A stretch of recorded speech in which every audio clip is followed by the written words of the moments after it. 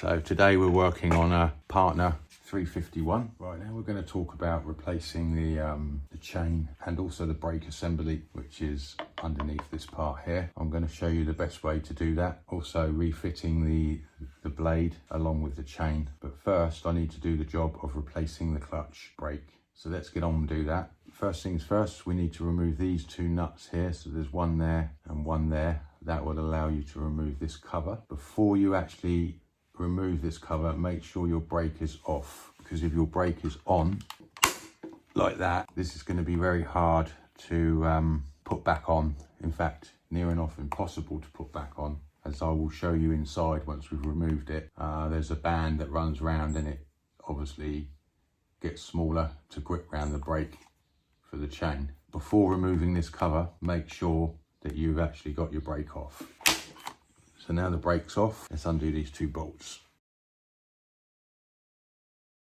Once you've loosened them off, if your chain's already on, obviously this chain isn't on at the minute, but obviously I will be showing you how to reinstall your chain. Just hold the blade and undo the nuts like so. Once you've undone them, you should be able to just remove the cover. Just lift it upwards like so.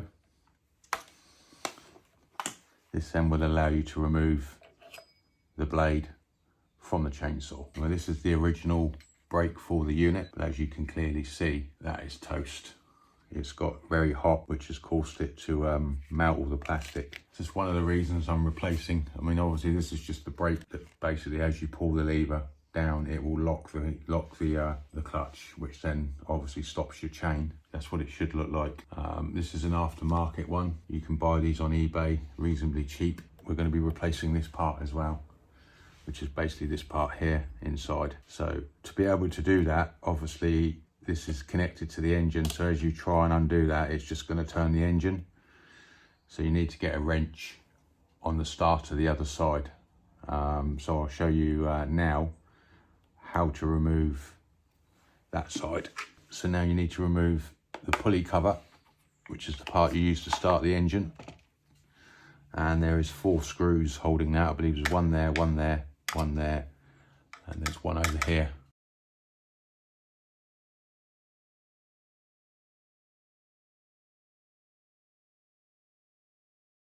Once you've removed all 4, it's just a matter of pulling this up towards the handle, towards this part here. So if you just lift it up like that, it will come away. And the reason I needed to do that is because, one, I needed to get to this nut here to be able to put tension to stop the engine turning while I undo the brake the other side. As you can see, there's an arrow pointing this way.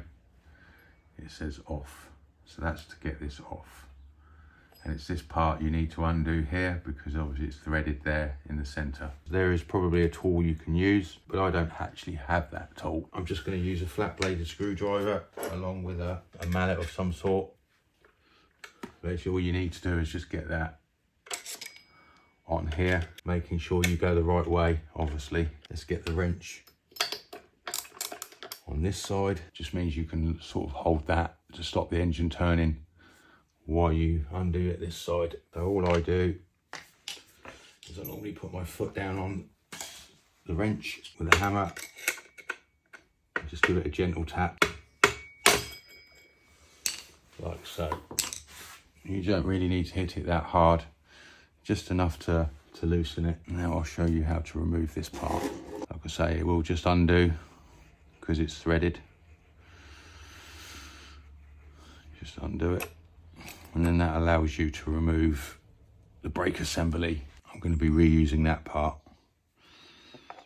There's obviously a bearing in the middle there, and again that feels very good as well.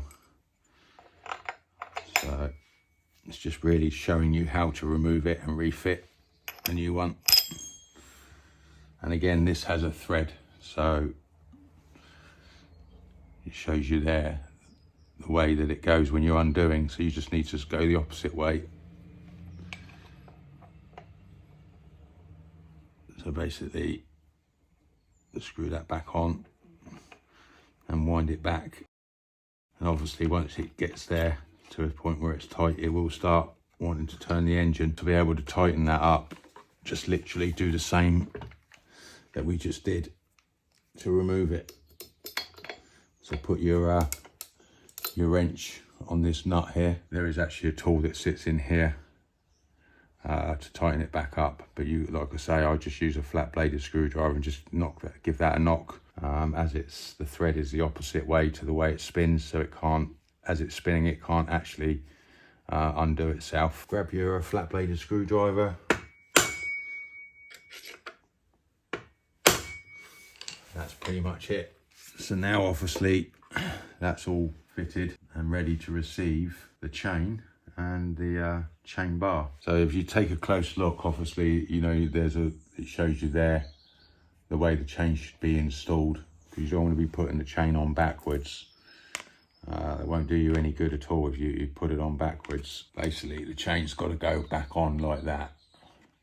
As you can see, there's markings here showing the tooth of the chain. So it's the bigger end at the back and the hook at the front. And then you can put your chain on. It is a little bit fiddly, but patience is the key here. And like I say, there is a groove on the edge of the blade, so just carefully push that into the groove like that. And then you can pull the chain blade forward to take up the tension, like so. We can now install the pulley cover, brake cover. And like I say, there's a little adjuster there that basically sits in there. So once we've installed this cover, obviously don't do these nuts up, but we'll get to that in a minute. So like I say, ensure that your brake is off before you try and install, otherwise you will not get that back on, because that ring will be smaller and won't go over the top of this. So just bear that in mind when you remove it. It makes life so much easier. Like that. So once you've got that on, just put these nuts in, but don't do them up tight. Just keep them loose-ish, because we obviously need to adjust the chain. And I'll show you the correct tension to have on the chain. I mean, some people run them loose, but that's dangerous because they could come off and cause injury to you. Obviously now that's being held. Obviously it's not fully held, but it's held to the point where I can now make the adjustment to the actual chain itself. And that's what this does here. This is obviously connected to the bar, which then moves the bar backwards and forwards. It's actually taking it in at the moment. So obviously that's far too loose. So what we need to do is tighten that, and I'll show you where to actually have the chain tension. Just keep turning it and you'll see the actual bar move out. It's going to obviously move this way. As you can see, it's now starting to take up the slack of the chain. And just a tiny bit more, probably there will be fine. Best way to have the chain set on any chainsaw. So basically if you grab hold of the chain and you can move it out, but not pull it, you know, obviously there's teeth there, so it's locked into the bar, just enough so it doesn't protrude all the way out, that tooth, so it still can't come out, but as soon as I let go, it will spring back to the bar. That's probably a nice tension to have the chain. As I say, it's down to personal preference. I mean, if you go too tight, then there's a risk of damaging the chain or the chain snapping. And if you have it too loose, then there's a risk of it jumping off the actual bar itself. It's only held in, recessed into that bar with the teeth on the other side that stop it from coming out. And as you can see, I can't quite pull it out enough for it to jump, but as soon as I let go, it springs back onto the bar. Once you've actually set your tension and you're happy that that's okay, all you need to do then is just do up these two bolts nice and tight. There you go. And that's locked in there nice and solid now. Just again, double check the tension. And again, that's still lovely. That's set perfect.